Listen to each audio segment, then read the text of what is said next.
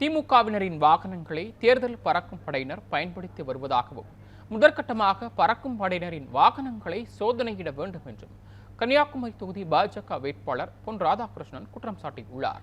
இதுகுறித்து கன்னியாகுமரி மாவட்டம் நாகர்கோவிலில் அவர் அளித்த பேட்டியை மகாயுத்த மேடை பகுதியில் பார்க்கலாம். பறக்கும் படை அதிகாரிகள் போகக்கூடிய வாகனத்தை தயவு செய்து நீங்கள் சோதனை பண்ணுங்கள். ஏன்னு சொன்னால், நீங்கள் போகக்கூடிய வாகனம் திராவிட முன்னேற்ற கழகத்தைச் சேர்ந்தவர்களுடைய வாகனங்களாக இருக்கிறது என்று தகவல். அதில் வாடகை வாகனங்கள் மட்டுமல்லாமல் தனியார் வாகனங்கள் அதையும் கூட வாடகைக்கு விட்டுருக்குதாட்டுலாம் சொல்கிறாங்க.